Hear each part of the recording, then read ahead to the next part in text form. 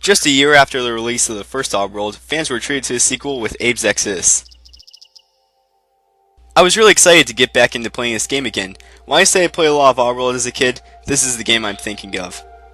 To put it in a nutshell, everything the original Oddworld did, this one did better. And I mean everything. Now that in and of itself should be enough of a selling point for this game, but hey, what would be the point of this review then? Time to go more in depth.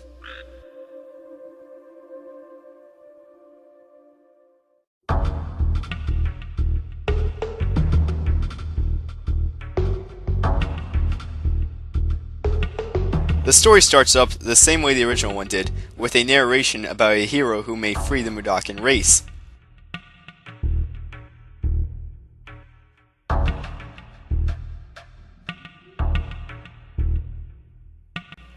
We hear a narration of a place called Necrum, where the Mudokons brought their dead long ago.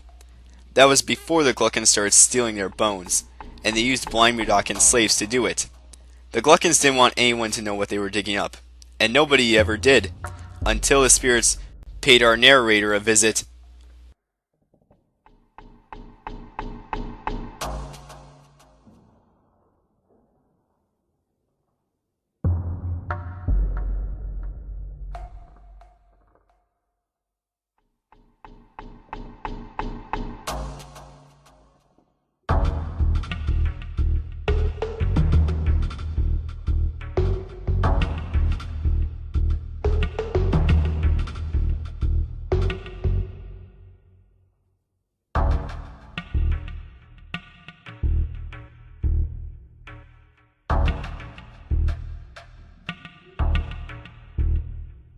Abe appeared before a crowd of cheering Mudokons after saving 99 Mudokons from Rupture Farms. He farted on the stage, however, and everyone laughed it off, after a bit of a surprise. However, Abe was knocked off the stage, and everyone ran out of the way instead of trying to catch him, and he hit his head, and knocked him unconscious. While unconscious, 3 spirits, known as the Weirdos, appeared to Abe in a vision, and told him that he was the savior of the Mudokons, and he had to help them. They said that the Glukkons were digging up their bones, and that he had to come to Necrum quickly.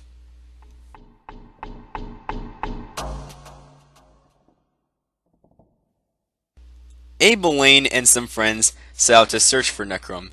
At first, they were kind of excited, but by dinner, the trip had become unbearable, and the Mudokons who came with him were angry at Abe and blamed him for getting them involved in a mess.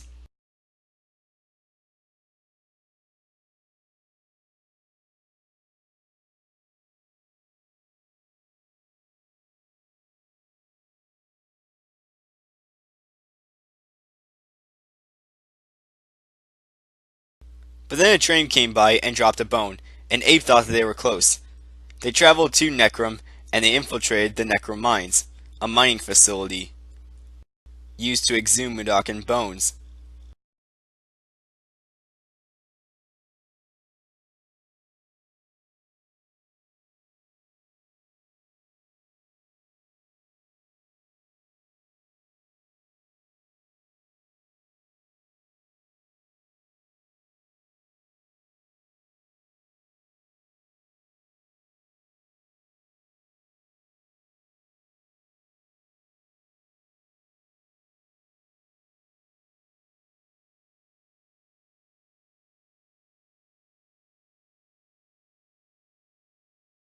And just like the first game, the adventure began.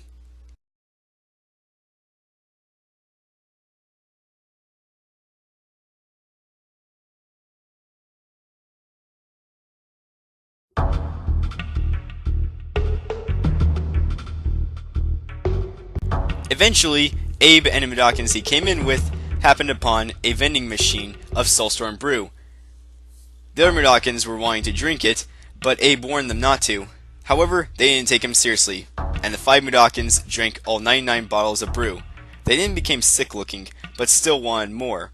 And that's when Abe found out that brew was made from Mudokon bones.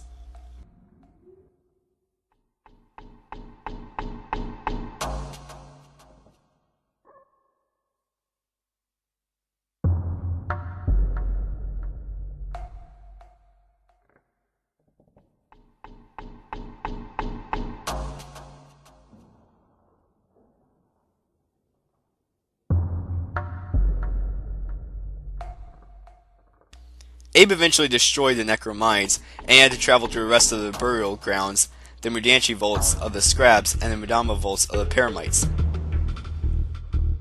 After doing so, he met the Weirdos, who told him that they knew the Gluckins were using their bones to make Soulstorm brew, and that that's why they needed him. They said that he shut down Rupture Farms and could shut down the brewery too, and gave him power to heal Mudokons sick from brew.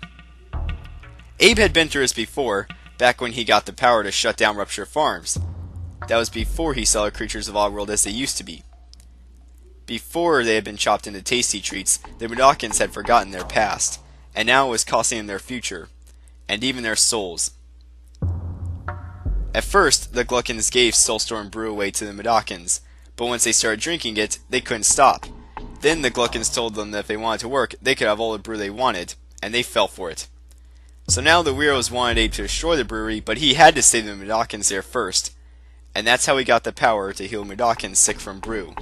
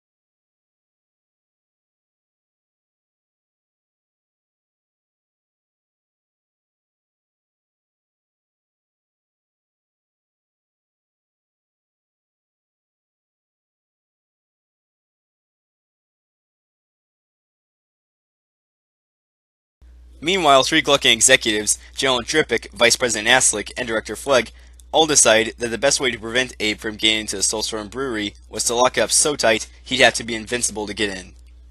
Then Abe had to travel to the Slig Barracks, headed by General Drippick, the Boneworks, headed by Director Flegg, and through the Fico Depot, headed by Vice President Aslick, and possess all three of them and use them to disarm the main gates to the Soulstorm Brewery.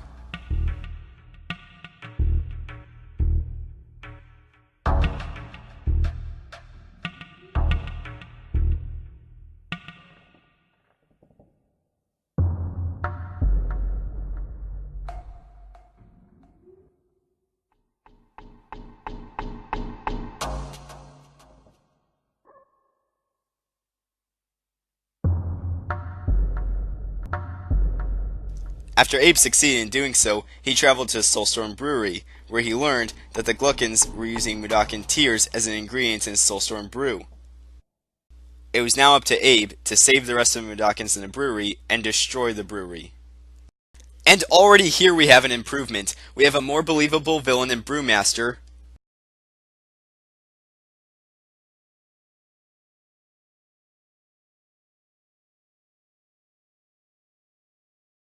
The Professor and Betsy are cool and all, and then there's Mudbags, who's really not lovable by any stretch of the imagination.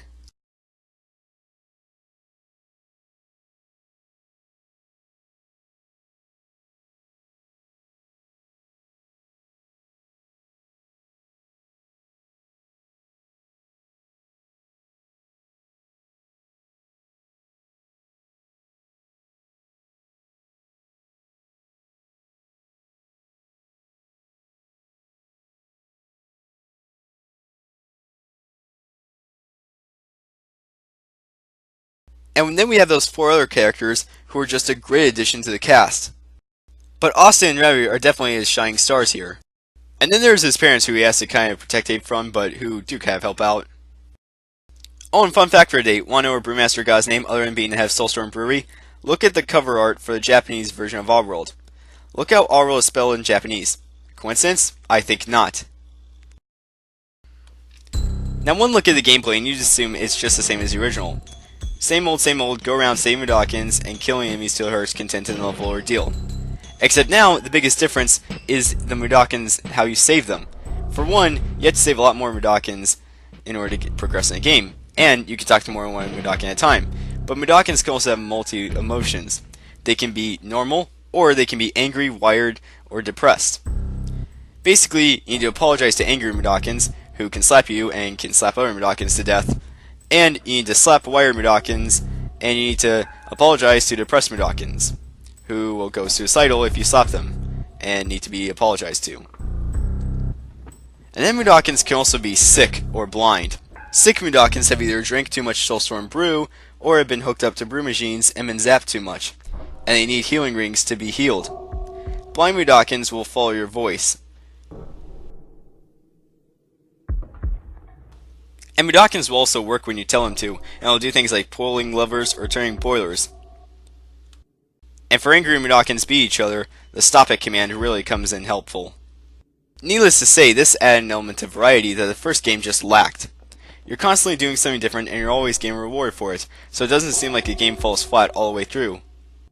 It also helps that the majority of the time, it's just a ton of fun.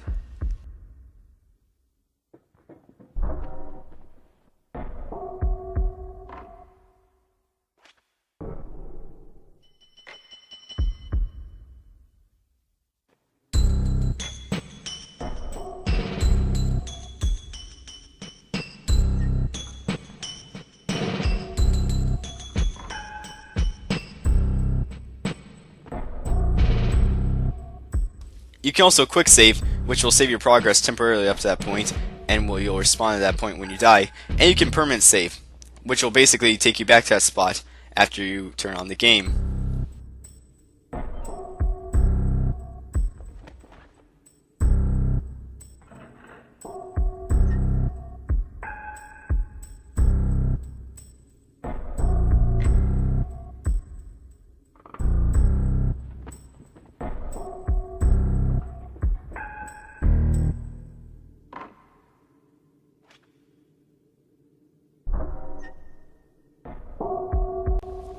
The layout of the game is also really good. Look at the way the water falls through Abe. Doesn't the way it go off him look like it would in real life? Yeah, it's pretty good.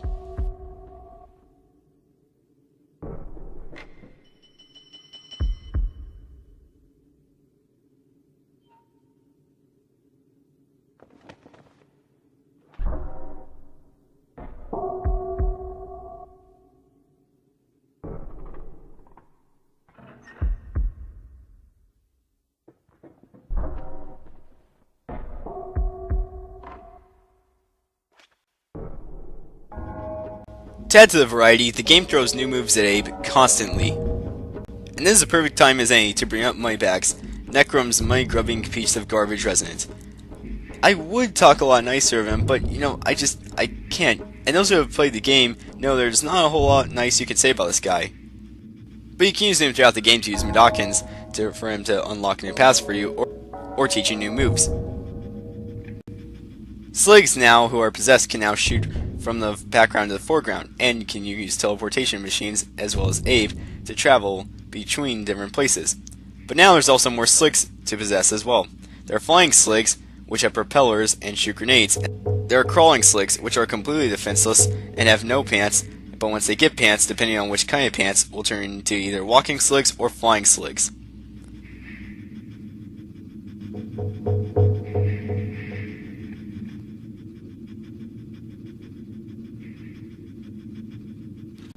And you can also slap walking Sligs as well. And you can use the minecart, which will destroy everything in its path.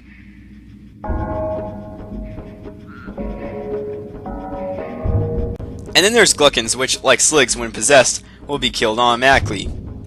They're mostly used for controlling Sligs and for opening up new places.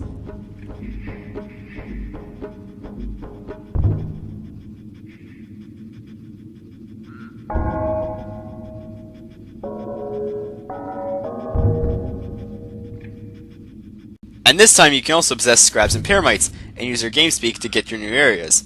Scrabs are especially good for fighting, and for opening up new areas for Abe, and Paramites are good for cooperation with other paramites, and for opening up new areas and getting to them through webs.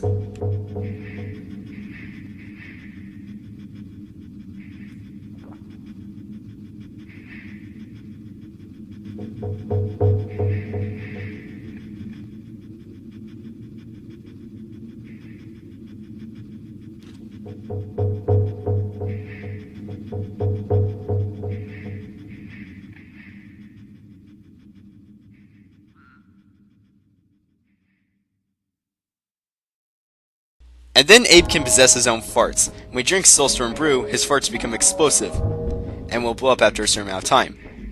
But Abe can possess them, and use them to blow up other things. When they're depossessed, they will be blown up. Once they are possessed, they will gradually depossess. And then there are ghost traps, which Abe can slap to open up new areas, or to give Abe invincibility.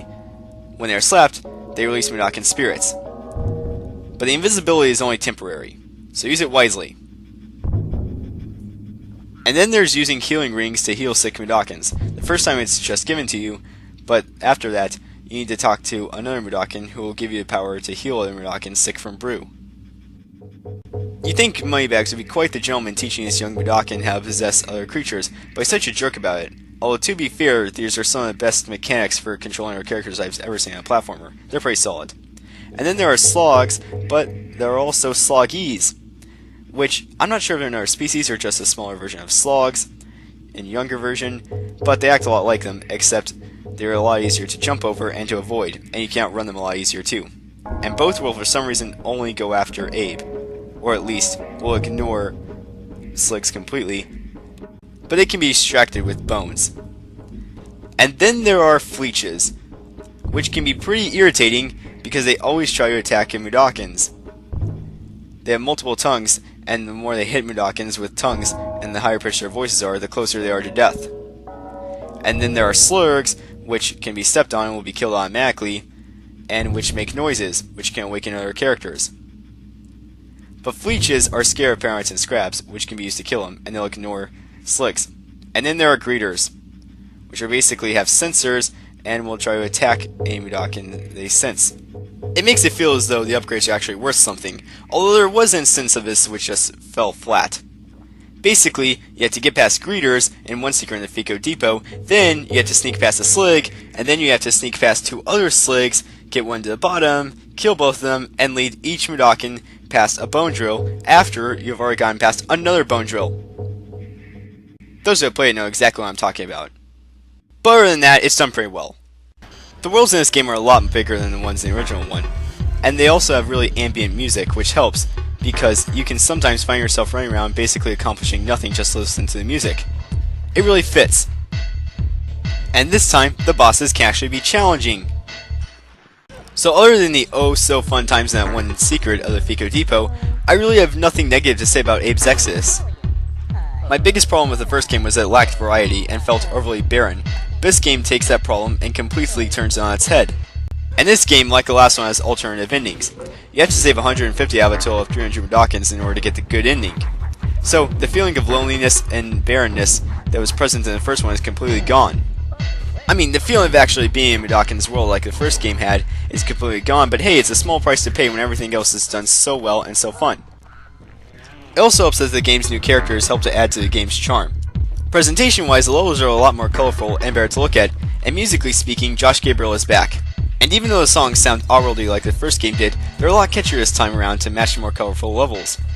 So even though we have the same composer, that's yet another improvement. And did I mention how awesome Austin and Travis are?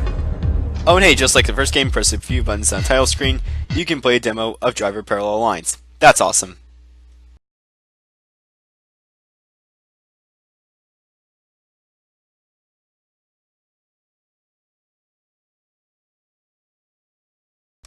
So at the end of the day, I would definitely say that this is the definitive Oddworld experience. Everything the original game did, this one just did better on every front.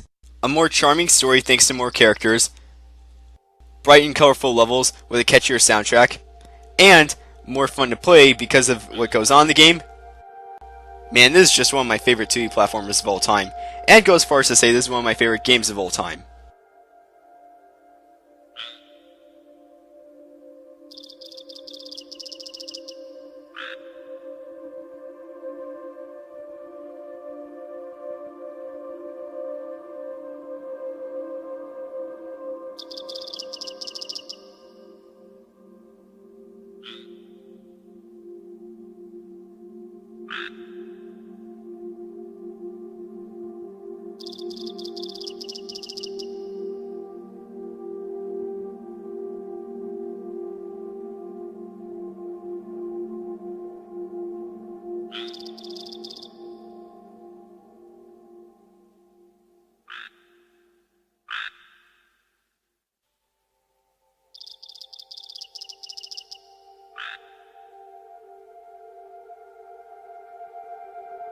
So I'm just going to go ahead and give Oddworld 2 Apes Access a full-on 5 out of 5. Totally recommended no matter how the hell you get your hands on it.